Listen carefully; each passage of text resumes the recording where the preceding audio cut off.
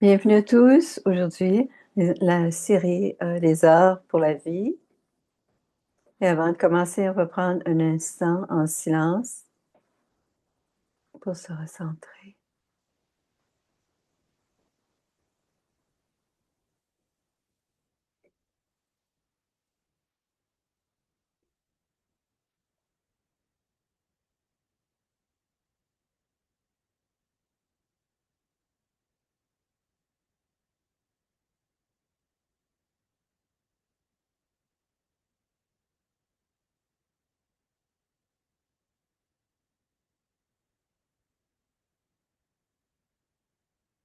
Bienvenue.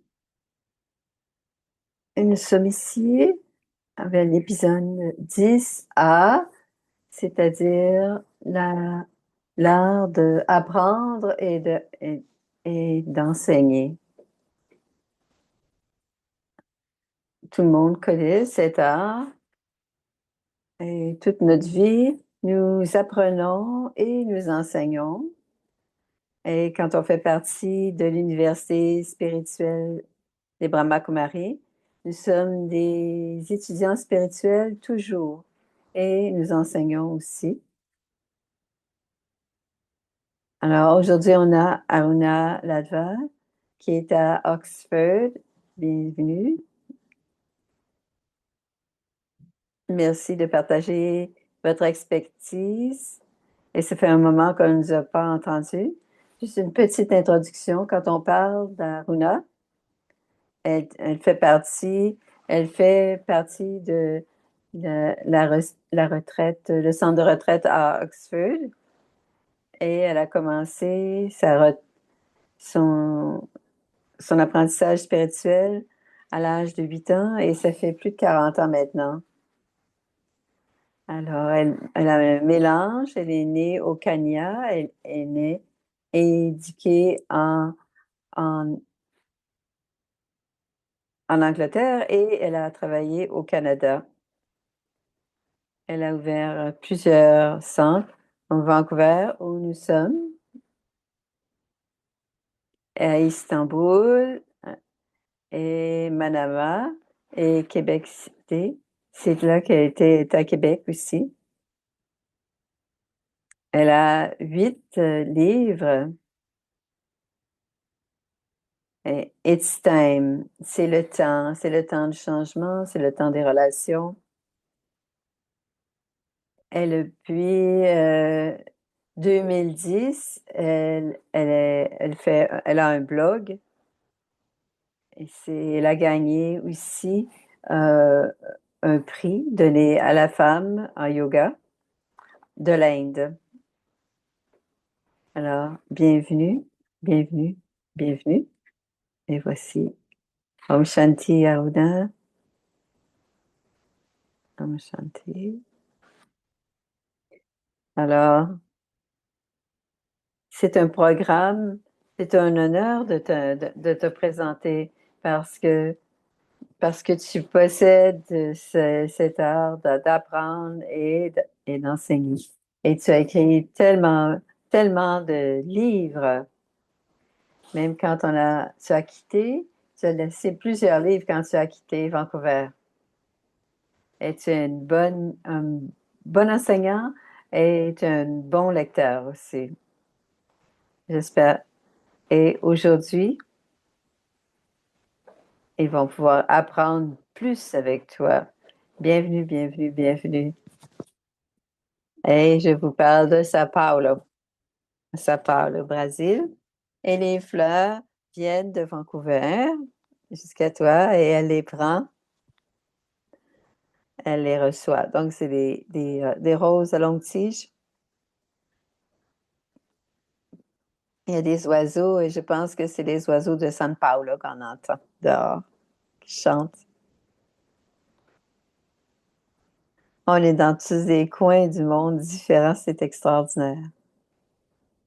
Merci de m'inviter. Merci de votre accueil. Alors, tu commences. Alors, je connais Claudia. Je pense que tu dois nous quitter.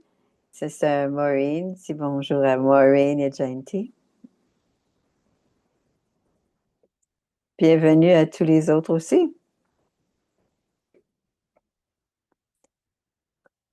Quand on m'a donné un chouette sujet, j'ai pensé que c'était facile, ce sujet, facile à en parler. Et plus j'y pensais, j'ai appris beaucoup plus encore. Alors, ça prouve qu'on est de toujours apprendre, de grandir continuellement et de voir les choses de façon différente. Alors, je vais présenter un PowerPoint parce que c'est plus facile sur des plateformes comme celle-ci. Sinon, on voit beaucoup d'autres choses. Alors, mon point, c'est l'art d'apprendre et d'enseigner. Mais enseigner, je vais en parler juste un tout petit peu. Je vous dirai pourquoi. Mais je vais surtout parler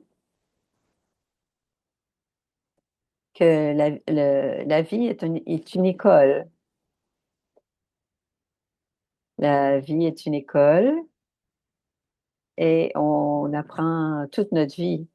Et je pense qu'à partir du moment où on accepte que tout ce que nous sommes en train de faire est en fait une école, c'est une éducation.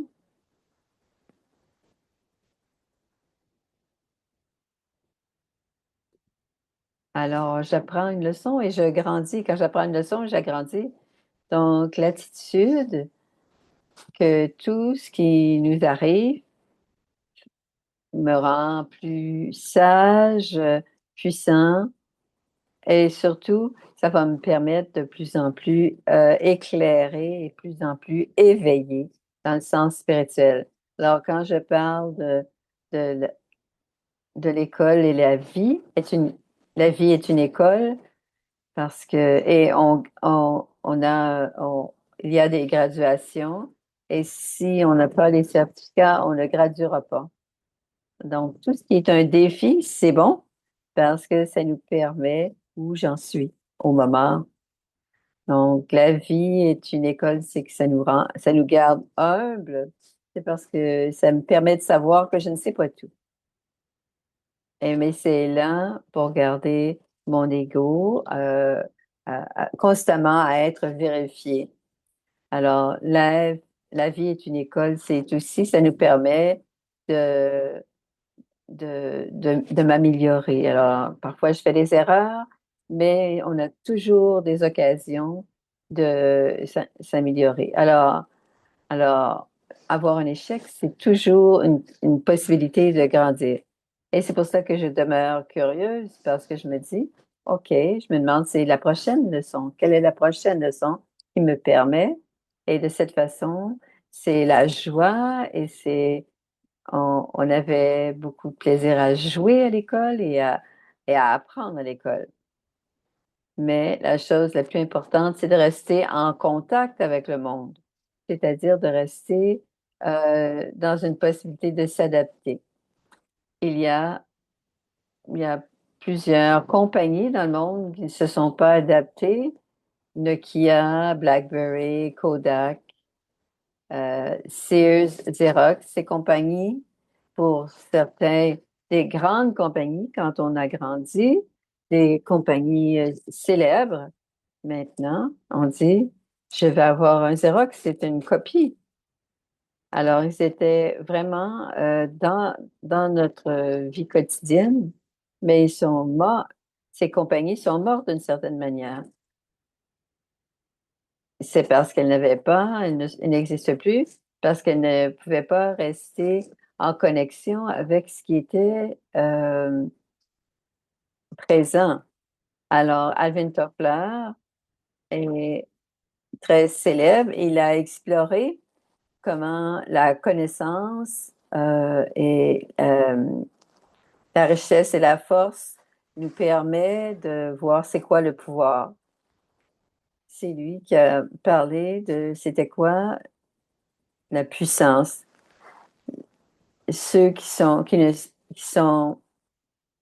Ce n'est pas ceux qui ne sauront pas lire et écrire, mais ce sera ceux qui ne pourront pas apprendre, désapprendre et réapprendre.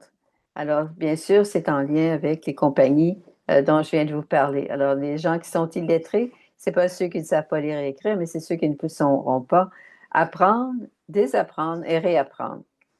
Alors, il a aussi prédit comment la technologie, alors il parle toujours de toutes ces choses-là, euh, la- l'apprentissage en continu, l'adaptation et les effets psychologiques sur le changement. Et ils ont pris aussi son travail pour aider des compagnies qui devaient se transformer parce que ils ont vu que c'était très important. Alors, je vais vous donner cette référence. Alors, c'est Alvin Toffler.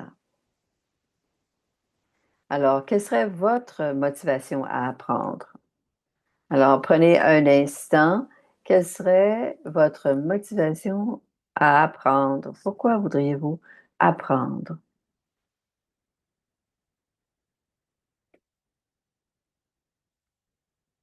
Ah, et la première réponse qui vous vient à l'esprit, et vous n'avez pas besoin de me dire, mais je vais vous dire ma motivation, c'est c'est le respect du soi. Je pense, c'est pas que j'aime apprendre, mais c'est aussi c'est de me respecter. Parce que si je ne suis pas en train de grandir, qu'est-ce que ça veut dire? Ça veut dire que je fais du surplace. Et si je suis sur place et que le temps passe, d'une certaine manière, on va me laisser derrière. Alors ici, se laisser derrière, ça veut dire je n'apprends pas les leçons de la vie ou je ne relève pas les défis, ou bien je les ignore, ou bien je les repousse. Et ça veut dire que spirituellement, je ne grandis pas et je n'accepte pas. Et je ne suis pas en train d'en- euh, d'embrasser ce qui se passe. Ça veut dire que je vais avoir une attitude un peu statique, mon monde va être un peu limité. Et à cause de tout cela, je vais avoir une perspective très limitée. Et ça peut me faire juger les personnes, juger les situations. Et pour moi, le respect, c'est vraiment me respecter moi-même pour pouvoir respecter les autres. Et alors, de tous ces mouvements, c'est un grand apprentissage des différentes cultures. Et surtout quand on laisse en Angleterre, on pense toujours que c'est la meilleure la meilleure façon de faire les choses. Et c'est comme ça qu'on grandit, parce que c'est comme ça la perspective. C'est la façon britannique de voir les choses. Quand on voit dans différentes parties du monde, et ils font très bien, ils ont autant de succès, mais ils font les choses différemment. Et on commence à s'adapter à la meilleure façon de faire de toutes les cultures. Et tous les pays, ça fonctionne. C'est très, ça m'émerveille de voir comment est-ce que le Caire fonctionne. C'est une grosse ville avec des millions de personnes. Et comment ça fonctionne? Ça fonctionne. Alors, on prend le meilleur de chaque endroit. Donc, je ne veux pas rester coincé dans l'ignorance. Je ne veux pas non plus pris dans la peur. Je veux avoir du courage. Je ne veux pas être limité. Je veux grandir. Et ce serait pourquoi je veux grandir. Qu'est-ce que la vie m'enseigne? Alors, on s'arrête pour regarder ce que la vie m'enseigne. Alors, je vais avoir c'est tout au sujet. Ces diapos concernent comment est-ce que apprendre nous rend la vie facile et non pas difficile. Alors, le dernier point, c'est pas du travail supplémentaire, c'est un investissement qui nous permet de gagner du temps, de gagner du temps ou de gagner des efforts plus tard. Alors, quand on apprend à faire quelque chose, que ce soit cuisiner, organiser, gérer, on devient de plus en mieux et on règle les problèmes plus facilement, on règle les erreurs plus facilement et on est plus en contrôle de notre vie. Et parce qu'on apprend certaines choses, comment faire les choses, on réduit les frustrations. Donc, quand j'apprends, je rends ma vie plus facile. Alors, c'est s'arrêter. Alors, l'homme est en train de couper un arbre. Il a dit, alors, il est en train de couper un arbre, mais ça, s'il s'était arrêté pour aiguiser sa scie, il aurait gagné du temps. Mais souvent, on ne s'arrête pas pour apprendre parce qu'on dit que s'arrêter et ne pas apprendre, c'est plus difficile. Mais non, c'est plus facile d'apprendre et après, et ensuite, ça rend notre vie plus facile. Et le cerveau, ça garde notre cerveau il est sur le cul. Qu'est-ce qu'on fait? Quelle est cette joie à garder notre cerveau vivant? C'est de prendre du temps pour augmenter c'est exercer le muscle à l'intérieur du cerveau. Et cela nous permet, ça garde l'esprit jeune. Ça veut dire qu'on s'ennuie moins de frustration et on cherche toujours au prochain. On cherche le prochain défi, le prochain casse-tête. Mais être présent et voir qu'est-ce que je pourrais apprendre. Comme là, je me rappelle, je ne savais pas comment changer une fusible. J'ai vu mon frère le faire. Pourquoi je peux faire ça aussi, changer les fusibles, changer. Et quand on apprend, on le regarde, on apprend, puis après ça, la prochaine fois, on saura faire. On sera plus mieux. Alors, apprendre, ça augmente la confiance en soi. Quand, quand on comprend ce qui se passe dans le monde, on se sent moins intimidé. Quand on sait pourquoi les choses se passent d'une telle manière, comment est-ce que quelque chose fonctionne, et on se fait plus confiance, on a moins peur des défis. Alors, penser le fait, on parle des culpabilités. On ne parle pas juste de l'école ou des diplômes à l'école. Je pense aussi des choses que vous avez apprises. Peut-être s'arrêter et écouter quelqu'un. Simplement être plus patient quand les choses se passent. Me- se faire, se faire confiance, quand parler, quand ne pas parler. Et cela, ça construit la confiance intérieure. Et ça, on a, on a la puissance et plus de liberté à l'intérieur aussi. Quand on apprend, on peut changer de carrière, on peut gagner plus de sous, commencer une business, sauver des problèmes. Alors, plus on apprend, plus on a d'options, et plus on a d'options, plus on a de liberté. Il y a un autre, on va y venir, comment on apporte cet apprentissage avec nous. Quand je dis, ça nous permet de se comprendre soi-même, et je veux surtout à quoi dans quoi on est bon, dans quelque chose dans on est moins bon. On peut pas simplement dire je sais pas. Euh, alors, parfois on ne sait pas, mais on peut toujours relever le défi pour apprendre à le faire malgré la peur. Et apprendre, c'est un genre de découverte de soi aussi. Alors, quand on apprend quelque chose, et c'est ce que je disais, je vais avoir une habileté qui voyage avec moi. Et d'une certaine manière, j'apprécie ça. Quand je partage la connaissance et quand j'écris, ça ne dépend pas de quelqu'un ou n'importe quel, ou de la compagnie ou du travail de quelqu'un. Quand c'est notre propre talent, on ne peut pas perdre parce que où qu'on aille, on l'apporte avec nous. Et c'est pour cela que apprendre, c'est quasiment le meilleur super pouvoir. Et aussi, apprendre nous permet de mieux enseigner. On ne peut pas enseigner ce qu'on n'a pas appris. Pensez-y. On ne peut pas enseigner ce qu'on n'a pas appris. À tout le moins pour le comprendre. Et plus on comprend, plus on peut aider les autres à grandir. On va parler d'apprendre, on va en parler.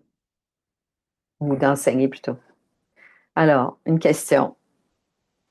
Qu'est-ce que vous avez appris aujourd'hui?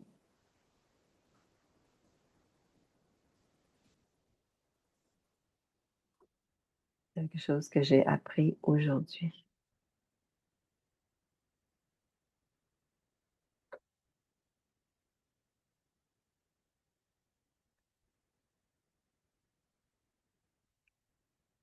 Et, et je vais vous dire ce que j'ai appris aujourd'hui et ce que j'ai appris aujourd'hui. Ce que j'ai appris aujourd'hui, j'ai dit quelque chose à quelqu'un, comme une blague, et ça a été pris au pied de la lettre. Au pied de la lettre. Et qu'est-ce que j'ai appris? J'ai appris à me taire. On ne peut pas faire des blagues parce que ça peut être mal compris. Et c'est l'apprentissage aujourd'hui. Et je vais vous donner une raison pour laquelle apprendre, c'est si important. Il y a 2 semaines, j'ai donné une conférence sur la gratitude dans le Moyen-Orient. Et quand j'y pensais, j'ai vraiment appris une leçon très importante. Et la leçon est la suivante. Alors, avoir constamment le pouvoir de la gratitude, l'attitude de gratitude. À chaque fois on a de la gratitude pour quelque chose, on répète cette pensée qui devient un sillon dans l'esprit, dans le cerveau, ou un chemin dans le sillon. Et cette pensée de gratitude est sa clé à un autre chemin neuronal. Alors, c'est comme une nouvelle habitude. Et avec le temps, le cerveau et reconnaître d'abord les bénédictions et pas les problèmes. Est-ce que vous saviez ça? Alors, la gratitude, non seulement ça vous fait sentir mieux, mais ça vous permet à votre cerveau de rester bon, parce qu'on ne cherche pas toujours, mais on prend l'habitude de voir ce qui est bon. Alors, je vais juste partager avec vous certaines recherches. Et c'était à Harvard, à l'école de médecine. Ils ont fait une étude qui ont écrit sur des choses une fois par semaine pendant 10 semaines. Elle était plus optimiste, se sentait mieux, moins de problèmes physiques, comparé à ceux qui ont écrit au sujet des éléments d'irritation, une fois par semaine. Et avec méditation, on essaye de faire cela tous les jours. En fait, on le fait 2 fois par jour pour la gratitude pour ce qu'on fait. Alors, on est en train de créer des chemins neuronaux différents. Une autre étude, cette fois-ci, alors c'est Robert Emmons sur la gratitude. Alors, ceux qui participent à la gratitude pendant 3 semaines, c'est ce qu'ils ont expérimenté. 25% de bonheur, euh, un meilleur, baisser avoir des relations plus profondes. Et c'est juste une chose. Alors, une amélioration de 25%, euh, et si on, ça changerait des résultats. On veut une meilleure âme, un meilleur corps. Comment on peut apprendre? Comment apprendre? Alors, la première chose, c'est l'attention. Si on regarde l'école, quels sont les enfants qui apprennent le mieux ou le plus? Et c'est ceux qui sont attentifs. Et c'est pour ça, la professeure dit tout le temps, soyez attentifs. Et donc, le but, c'est qu'on n'a pas, on n'a pas autant d'attention qu'on a besoin. Alors, c'est Daniel Kahneman en 1973 et il disait, c'est attention et effort, il disait que quand on porte une attention, cela demande une énergie mentale très élevée et cette énergie mentale est limitée. Alors, il dit que, que c'est un mythe de faire plusieurs travails. On, qu'on ne peut pas faire plus d'une chose à la fois. Parce qu'à chaque fois, quand on fait une autre chose puis une autre, on perd notre attention et on ne peut pas retenir cette information très longtemps. Cette aptitude quand on est en train de le faire. Alors, il dit qu'à chaque fois qu'on porte attention, on est attentif et on y met l'effort, qu'est-ce qui se passe par rapport avec la gratitude? C'est la même chose. Il y a des chemins neuronaux et donc ça vaut la peine d'être attentif parce qu'on devient meilleur et on a du succès. Et parce que ce sont des efforts élevés et souvent on ne veut pas, ça demande une énergie mentale, mais cette énergie crée un nouveau chemin neuronal. Si on le voit comme ça, je pense que c'est difficile. Je pense que c'est difficile de porter attention parce que je dois créer un autre chemin neuronal. Si on le regarde comme ça, on dit, OK, mais si je le fais, quelquefois, je vais de plus en plus bon. Alors, c'est la pratique fait que on devient. Alors, on a besoin d'avoir focalisé, qu'on apprenne quoi que ce soit.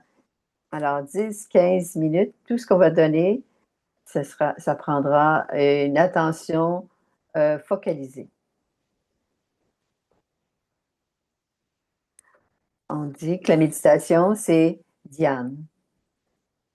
Dhyan, ça veut dire aussi attention. Quand je suis en train de méditation, c'est que je suis pleinement consciente.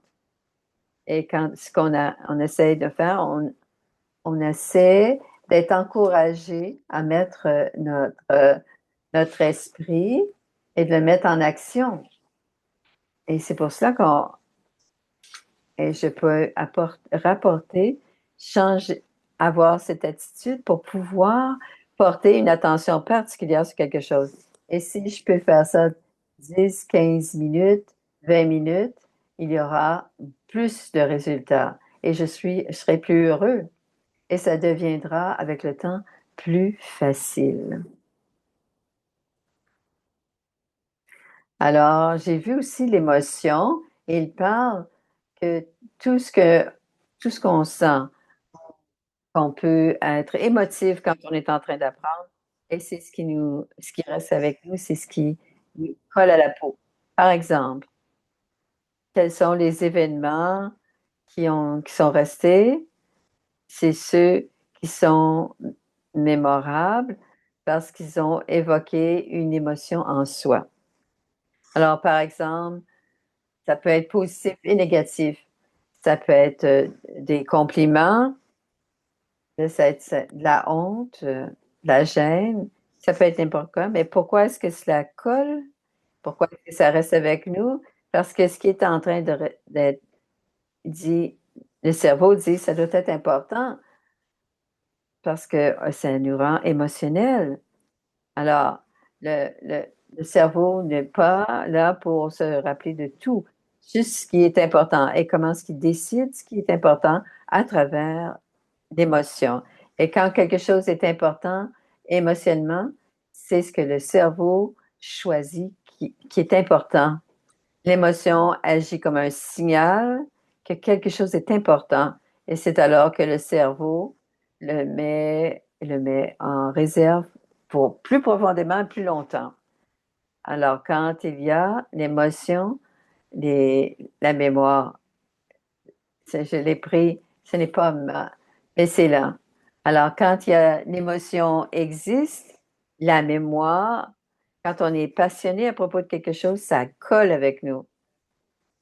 Alors, tout ce que l'on fait en sorte que ça veut dire important que que ça devienne une passion. Alors, on revient avec la, enseigner. Et quand on rend les choses, quand on enseigne, il dit son histoire, ça va rester plus que la conférence.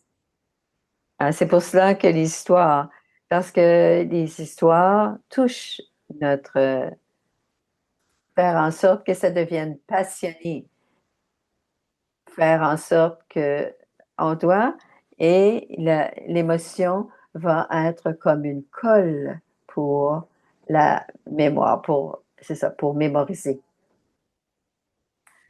Alors, qu'est-ce que ça veut dire? La répétition, et moi, que ce soit avec mon hindi ou avec des instruments ou avec l'art, si je joue les choses encore et encore, mais je laisse du temps entre, par exemple, si on laisse et après ça, on revient, on devient meilleur.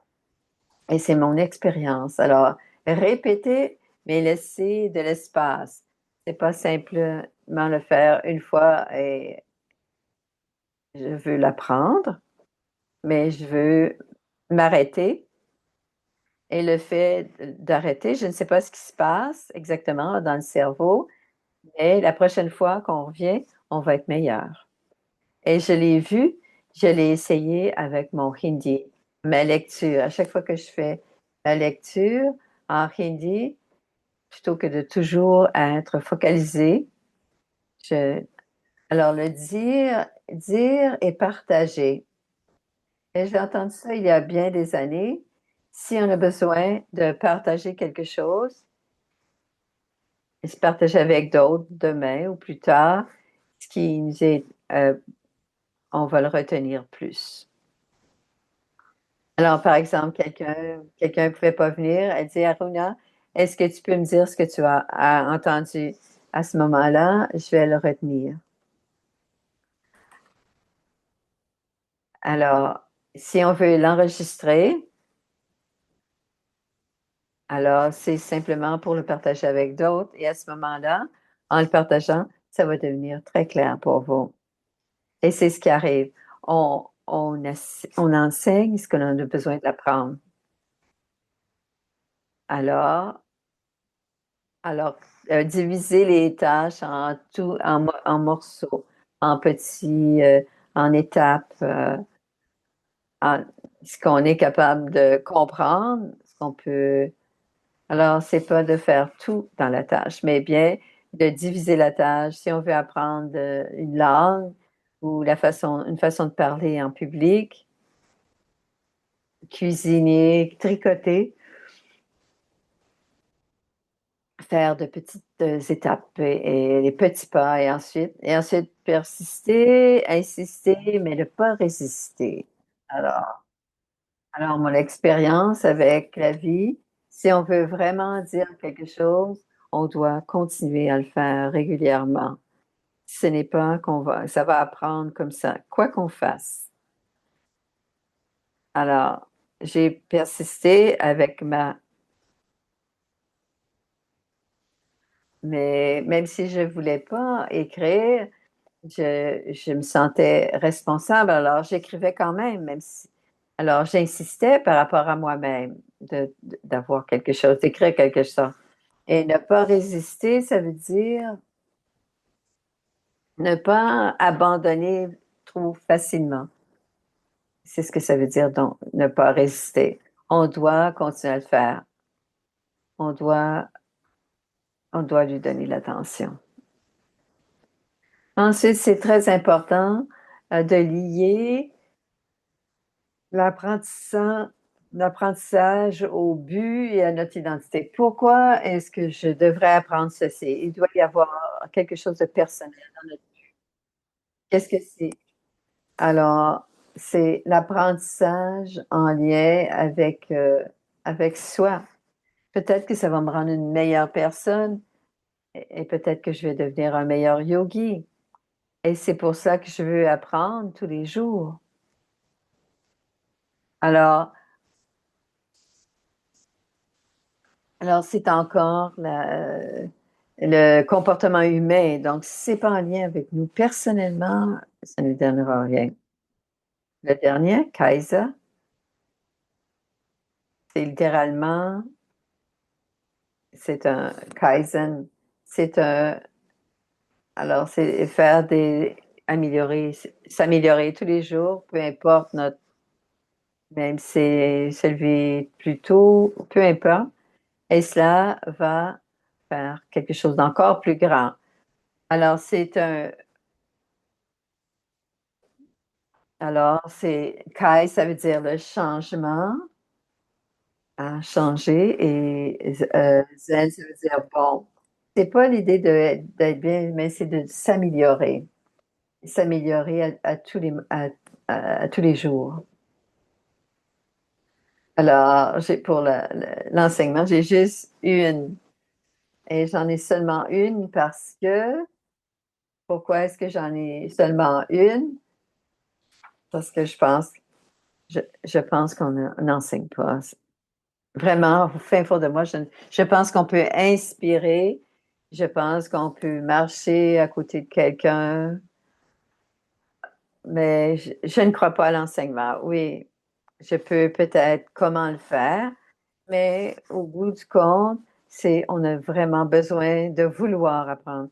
Et l'apprentissage sera toujours plus grand que l'enseignement. Alors, j'ai quand même quelques points ici.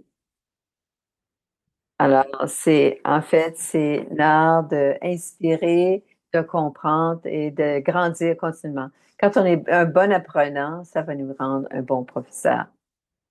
Si, par exemple, j'aime apprendre et que j'accepte tout ce que la vie me donne, à ce moment-là, ce sera facile pour moi de partager. Parce que ce que j'apprends, c'est que je partage ce que j'apprends. Ce n'est pas que j'enseigne, je fais juste le partager. Enseigner, c'est vraiment donner un modèle. On le voit on devient un échantillon. Personne ne va vous entendre tant et aussi longtemps que vous n'êtes pas en train de faire ce que vous dites ou faire ce que vous avez appris, comment vous réglez les situations quand ça va pas bien. Alors, on doit toujours un bon échantillon. Et si on est un bon échantillon, ils vont apprendre. Ce n'est pas apprendre cela de moi. Ils vont voir, ils vont apprendre. Et ce qu'ils doivent apprendre, ou en fait, ce qu'on essaie d'enseigner. Et dans le Moyen-Orient, c'est beaucoup apprendre par relation. On a fait beaucoup on a rencontré des amis et on partage ce qu'on connaît. Et on recrée on recrée une amitié et de confiance. Et avec ce genre de relation, on va pouvoir partager. Je dis Moyen Âge. J'ai passé tellement de temps là-bas et c'est une culture tellement différente. Ils peuvent penser, alors comment ça tu peux m'enseigner la paix? Oui, on en parle, mais on en parle d'une façon très ouverte. Je ne suis pas venue vous enseigner la paix, mais on est venu partager nos pensées. Et c'est ce que je veux dire par faire grandir notre relation, d'écouter. Et c'est pour ça que j'ai ajouté le mot love, amour. Ça fait vraiment une grande partie d'enseigner. Aimer ce que je fais, aimer ce que j'ai appris, et ce sera facile de passer cela avec amour aussi. Euh, et constamment s'adapter. Et par exemple, si je veux être un bon professeur, je dois aussi apprendre à m'adapter. Alors, si je regarde les 5 ans derniers, les professeurs se sont beaucoup adaptés. Alors, je ne peux pas rester rigide et ma façon de voir, je dois véritablement m'adapter, mes méthodes d'enseigner, comment les choses sont enseignées et je pense que la notion d'adaptabilité est très importante dans l'enseignement. Même aujourd'hui, quand ma mère nous enseignait, je ne sais pas, je ne pense pas que cette génération où les parents ont besoin d'enseigner d'une façon différente maintenant, ils ont besoin d'apprendre autre chose. Et créer la motivation. Les professeurs créent, disons, la la la la ten la tentation. Les enfants, c'est le professeur qui crée cette façon. Si je me rappelle de mon professeur de biologie, il était bon, heu, à était bon pour nous et ensuite il nous invitait et il nous apportait un cœur de mouton pour, à disséquer. Alors, on n'aimait pas beaucoup ça, mais on avait du temps supplémentaire pour nous aider ou des chances supplémentaires pour nous aider à faire des choses. On aimait les leçons, on aimait ça, comment il enseignait, mais maintenant, j'aime plus, j'aime pas vraiment faire la dissection de cœur de mouton. Et c'est aussi d'apporter de la clarté dans le sujet qui est à. Alors, on doit avoir qu'est-ce qu'est-ce qu'on comprendre et être clair. Si je veux le partager avec d'autres, ça doit être clair pour moi, ça doit pour que ça devienne clair pour les autres. Alors, il y a maintenant une citation, c'est une c'est Edward Deming. Edwards, c'était, un professeur, un ingénieur américain et il a transformé les comment les qualités dans les communs. Il l'appelle le père de la qualité père. Et c'est comme ça que la Deuxième Guerre mondiale, Sony, Panasonic, Toyota, ils ont un prix au Japon qui s'appelle le prix Deming pour les entreprises qui excellent. C'est pas nécessaire de changer parce que la survie n'est pas. Alors, c'est pas nécessaire de changer parce que le survie, je ne survivrai pas. Si je ne change pas, je ne survivrai pas. Alors, pour changer, je dois apprendre ce qui est. Alors, c'est pour ça que c'est une, une citation intéressante, surtout dans ce monde, parce que je dois apprendre une autre façon de vivre. Parce que jusqu'à maintenant, ce que je fais, ça ne fonctionne pas nécessairement. Et peut-être que je me donne des excuses. C'est comme comment le monde est, il n'y a jamais rien qui change, non. Mais il y a des options différentes. Il y a différentes façons de réfléchir, d'attitude, et il y a des façons différentes de réfléchir et d'apprendre. Et c'est une façon de s'adapter. Et il y a bien sûr différentes façons de vivre. Et ça m'amène à la fin de cette présentation. Et je suis contente de prendre toute question ou commentaire. On va s'arrêter maintenant. Merci. Dans la profondeur de comment apprendre aussi. Et comme tu nous as montré plusieurs éléments importants, je pensais, des, des, des problèmes psychiatriques et en pédiatrie, on voit la le TDAH et tu as l'idée de faire plusieurs actions à la fois et on propose aux enfants de faire en sorte qu'il y a du temps, ils ne devraient pas être dépendants. Alors, en dehors, ou peut-être une demi-heure. 30 minutes. Donc, le moins de temps possible en lien avec l'ordinateur. On n'a pas nécessairement le TDAH, mais comment est-ce que j'augmente ma concentration? Bien sûr, la méditation va aider pour l'attention. Alors, quand c'est sujet, augmenter l'attention, ce matin, nous parlions de la peur. Comment aller ne plus avoir peur ou simplement le faire. Si on a un accident d'auto et qu'on a peur, la prochaine chose, c'est être sur la route en train de conduire pour ne plus avoir peur de conduire. Et je pense que si on veut augmenter l'attention, on doit,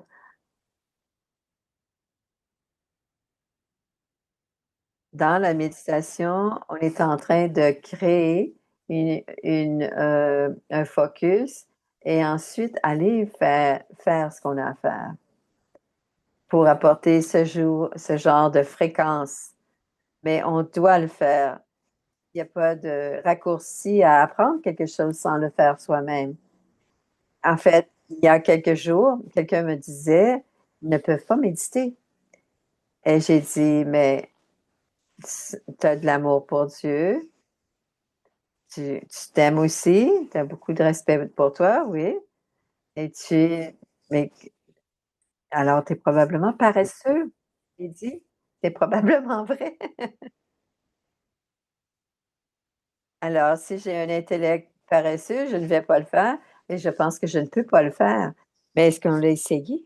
On doit l'essayer, oui. Alors, on doit aller au-delà de la paresse ou ce sentiment de ne pas pouvoir le faire et le faire. Comme le Nike, on le fait, c'est tout. Et on devient de plus en plus bon. On s'améliore de plus en plus. En neurologie, que les neurones, c'est, quelqu'un a dit quelque chose par rapport à cela? C'est probablement lié à cette question. Oh, c'est une grosse question. Alors, dit au soi ce qui est en train d'être exprimé, c'est très important. Ça veut dire que c'est très important. Donc, c'est un drapeau qu'il y a quelque chose qui ne va pas bien. Mais la clé, c'est de ne pas l'exprimer pour pouvoir apprendre quelque chose que je ne sais pas. Alors, on apporte plus de feu quand on réagit. Donc, elle dit cette façon de comprendre quelque chose qui est si négatif. Je ne sais pas si c'est quand on revient à l'émotion, comment est-ce qu'on peut travailler l'émotion de la colère? Mais comme la colère, c'est une émotion qui vient me dire quelque chose, c'est un messager. Alors, je suis passionnée et c'est pour cela que je me fâche. Alors, par exemple, si quelqu'un arrive en retard, pourquoi est-ce qu'on se fâche? Et t'es juste dans la salle, puis t'écoutes, puis quelqu'un arrive en retard. Quel rapport avec toi? Pourquoi est-ce que toi, tu te fâches quand quelqu'un arrive? Alors, c'est ma difficulté. Je dois aller voir un peu plus profondément qu'est-ce qui se passe. Qu'est-ce que je pense que c'est un manque de respect. Tout ça, ce sont mes croyances à l'intérieur. Peut-être qu'elle avait une très bonne raison d'être en retard, mais moi, je dois vérifier mes émotions et d'où ça vient. Alors, c'est bon, c'est un messager, mais je dois regarder avec l'émotion, avec le messager. Alors, le message, c'est OK, alors apprendre à se calmer, à respecter. Alors, on doit, qu'est-ce que c'est ce message? Et en même temps, quand on parle de ces émotions qui s'allument, et quelle est la véritable émotion? Alors, on veut Alors, la colère et la paix sont tout à fait à l'opposé du même spectrum. Alors, en la paix, je suis en mesure de maîtriser, mais en la colère, je réagis. Alors, qu'est-ce que j'ai besoin? Ça prend toute la vie, mais en méditation, je change ma conscience. Je ne veux pas contrôler, je change ma conscience et donc je me calme. Alors, on ne dirait pas, ce n'est pas la colère. La colère, c'est de contrôler quelque chose de l'extérieur, mais parce que j'apprends à contrôler l'intérieur, je ne suis pas aussi, je ne réagis pas autant et on crée ce chemin neuronal. Et c'est peut-être comme ça que ça pourrait fonctionner, dit Aruna. Une question que plusieurs, d'hésiter à apprendre quelque chose, d'être encore un débutant. Alors, c'est un inconfort. C'est encore une attitude. C'est encore à être l'enfant. Alors, et que je regarde, c'est les croyances. Et on entend parler beaucoup. Je parle et j'observe beaucoup les croyances. Mes croyances, est-ce que ça fonctionne pour moi? Mhm. Alors, elle nous invite à faire les choses. Mes croyances, est-ce que ça fonctionne pas? Peut-être que c'est comme être encore une novice ou un enfant. Mais qu'est-ce que c'est le problème? Est-ce que il n'y a pas de problème? Je peux être personne en ce moment et être à l'apprentissage et c'est OK. Et ben, comme c'est dit, comme ça, c'est parfait. Parce que je suis en train d'apprendre. Qu'est-ce que c'est le problème? Alors, je dois vérifier pourquoi mon ego ne veut pas apprendre, pourquoi l'ego ne peut pas aller dans l'apprentissage. Qu'est-ce qui se passe?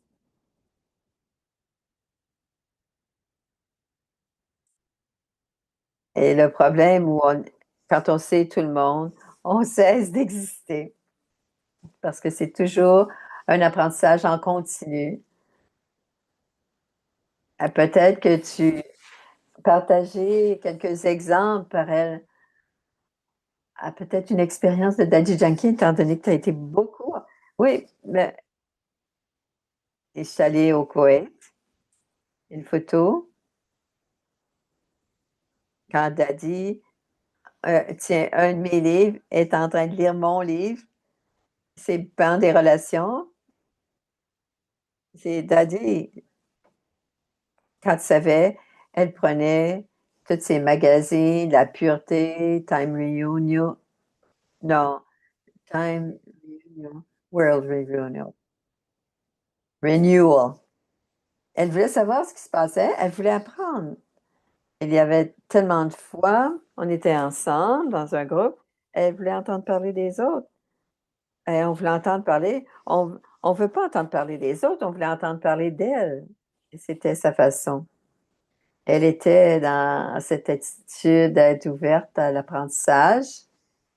Quand elle est allée en Inde, elle est retournée après 40 ans de vivre dans l'Ouest. Elle a eu besoin d'apprendre des nouvelles choses là-bas. Elle a eu besoin d'être acceptée aussi. Elle a eu, elle a pris ce défi de réapprendre. Elle a, elle a appris beaucoup de choses. Elle n'a jamais eu de problème avec réapprendre.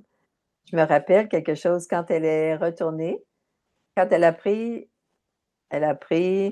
l'autobus, elle était remontée dans un autobus, en se sarré, quand derrière montait dans, je ne sais pas où elle va, mais elle avait 60 ans. Maintenant, on veut même pas, ils sont fait rencontrer, ils veulent pas prendre l'avion, ils ont trop peur de faire ça. Mais elle a dit, prenez l'autobus. Elle était à Tennyson Road. Elle a fait cela à cet âge-là.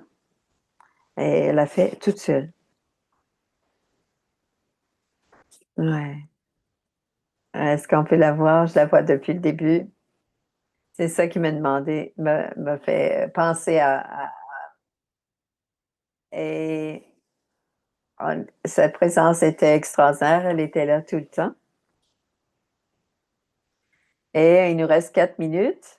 Une autre question que quelqu'un veut poser.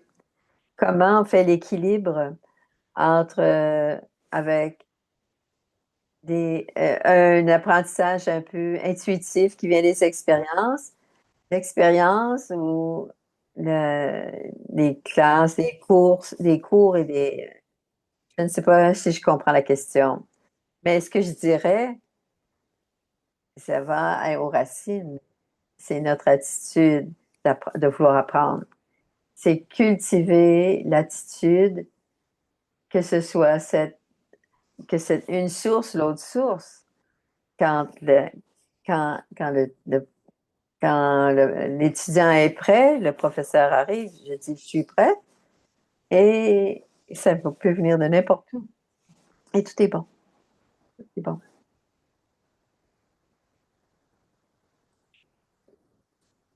Hein, d'apprendre et de désapprendre. Et parfois, on est plein, particulièrement en médecine, et dit ah, tu es un professeur. Pourquoi tu. Non, c'est pas là comme ça. C'est une situation, une science.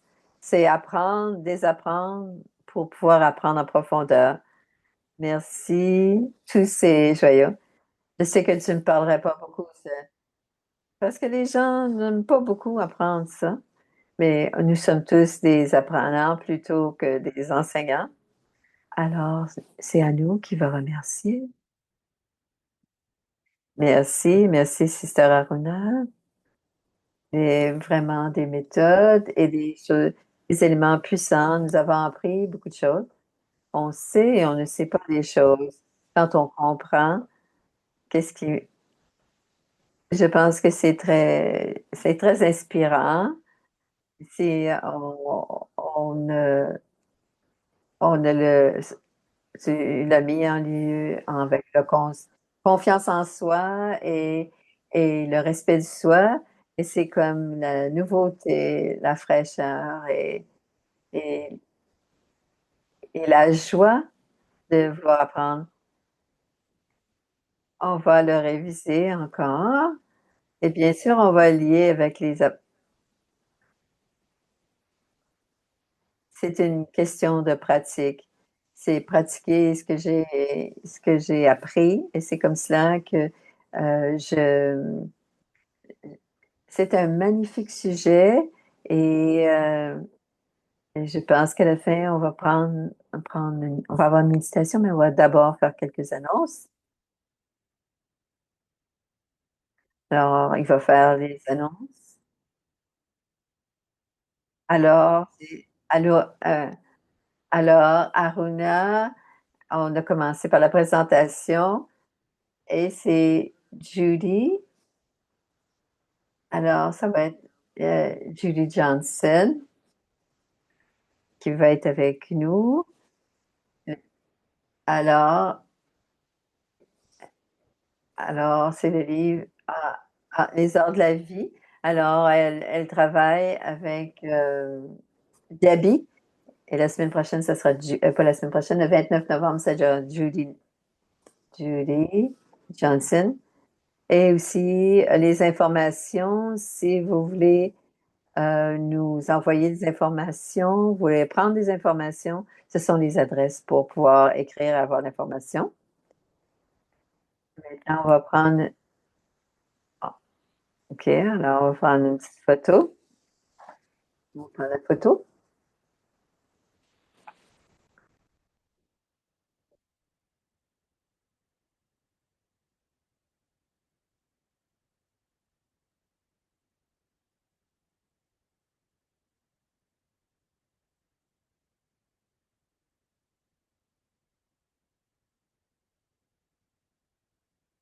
Alors, merci beaucoup. Alors, on va faire la méditation. Merci. C'est Sister Aruna qui va faire la méditation. On s'assoit confortablement. On inspire, on expire.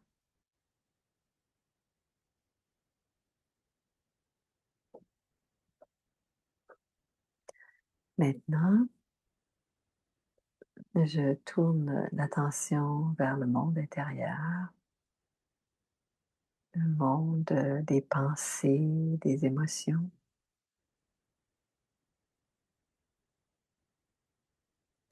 Et d'abord, je me pose la question, qu'est-ce que c'est l'émotion à l'intérieur?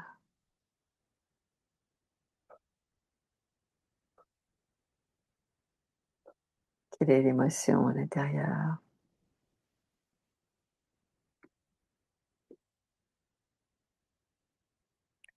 Et ensuite, je me dis, est-ce que je peux améliorer ce sentiment, cette émotion?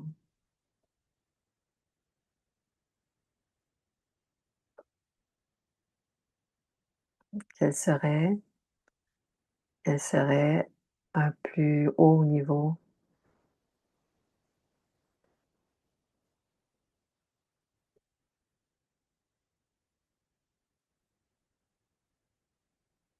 Quelle serait l'émotion plus élevée?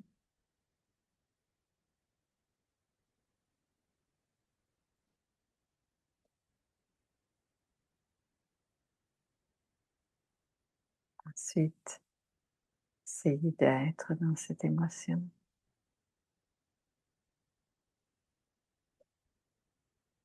Cette émotion qui fait, on se sent bien, on se sent dans notre respect de soi, fait sentir puissant.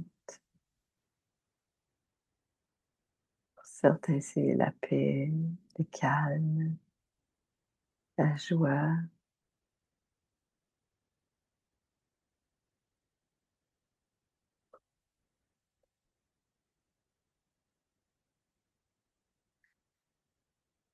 Et de cet endroit de puissance, de force, je vais dehors dans le monde et je vais regarder ce que j'ai besoin d'apprendre. Ce sentiment, ce niveau élevé, je fais face au monde. Je suis ouverte à apprendre.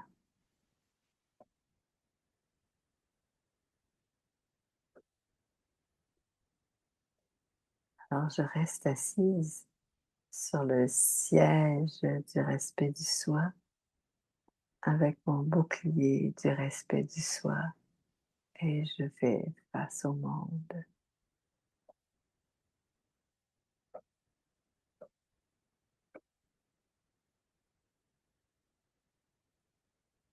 Et il ne peut y avoir que du bon.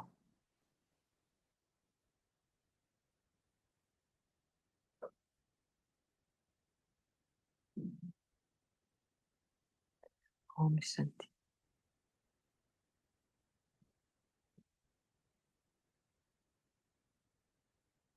Merci beaucoup pour cette sagesse. Merci. Merci. Merci beaucoup. Merci. Om Shanti.